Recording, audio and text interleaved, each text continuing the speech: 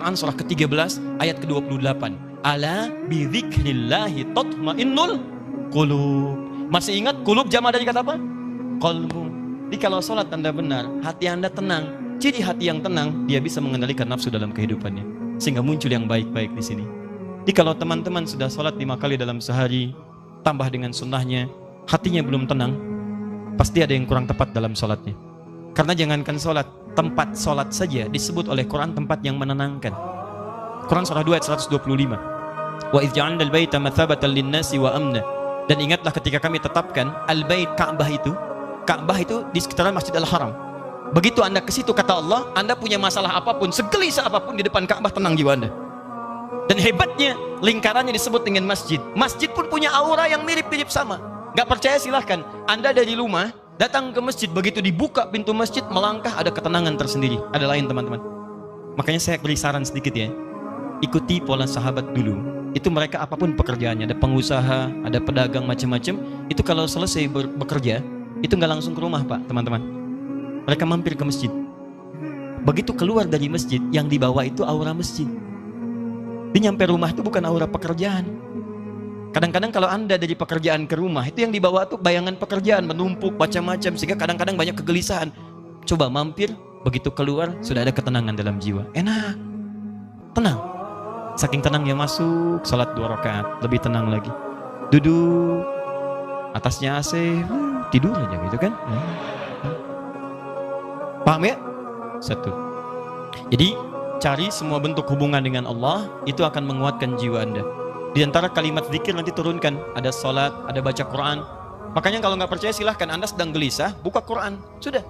Nggak mahal kok, buka mushaf, baca Quran, seketika tenang. Habis itu gelisah lagi. Ya. Kenapa? Belum selesai, baca lagi, minta sampai tenang jiwa Anda. Doa, Quran surah 7 ayat 205, wadhkur rabbaka fi nafsik, doa disebut dengan zikir. Makanya kalau sedang gelisah jangan mengeluh. Nggak ada ayat tentang keluhan. Kalau ada ayat tentang keluhan di Quran, insya Allah saya jadi orang pertama yang mengeluh. Nggak ada teman-teman. Bahkan binatang pun tidak mengeluh dalam kehidupan. Kerjakan. Semut nggak ngeluh. Silahkan cek. Kera tidak mengeluh. Ayam tidak mengeluh. Cek. Nih lihat. Ini ada wajan. Ini ada cacing sini. Di bawahnya kita kasih api di sini. Maka cacing akan bergerak-gerak. Pindah dia kan? Baik. Kenapa dia bergerak? Bukan panas. Bukan, karena cacing tidak mampu untuk mengeluh. Aduh panas, aduh sakit, aduh.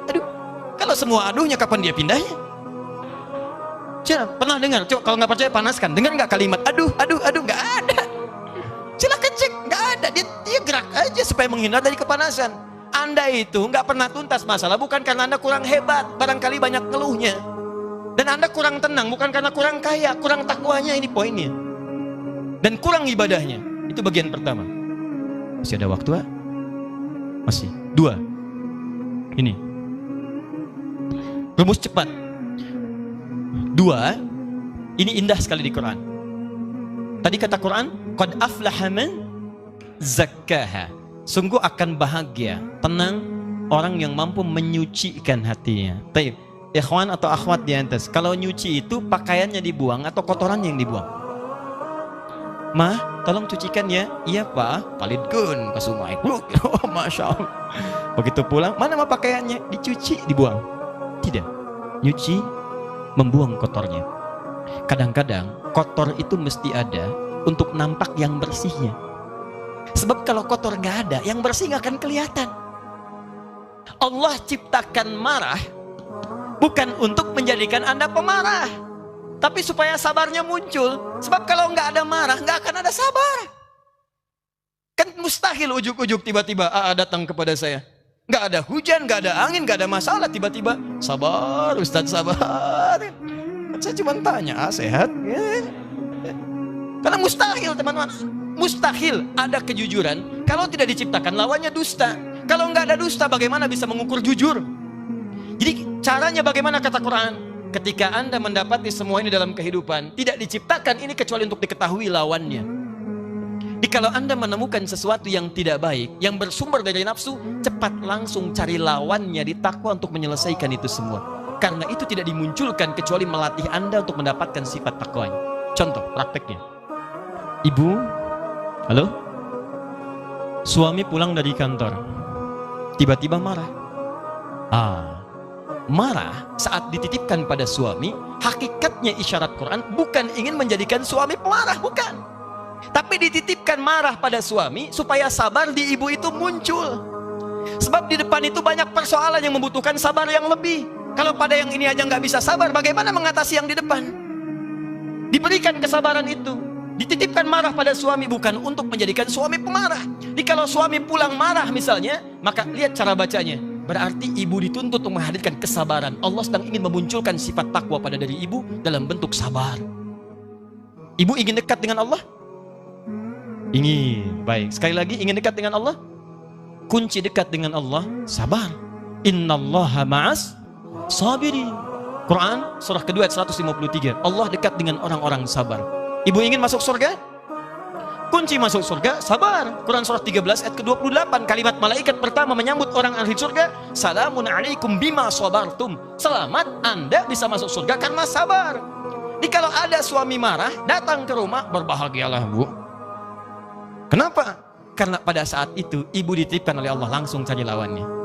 Mama, alhamdulillah, sabar. Ya Pak, Masya Allah. Ini kadang-kadang tertukar. Suami marah, ibu lebih galak. Masya Allah. Mama, kenapa Pak? Mama kenapa? Papa kenapa? Mama gak tahu kalau Papa ini matahari, pemimpin. Papa gak tahu kalau Mama bulan. Dengan kekuatan bulan, aku menghukummu. Repot. Gak nyambung. Gak beres-beres kalau begitu. Sama.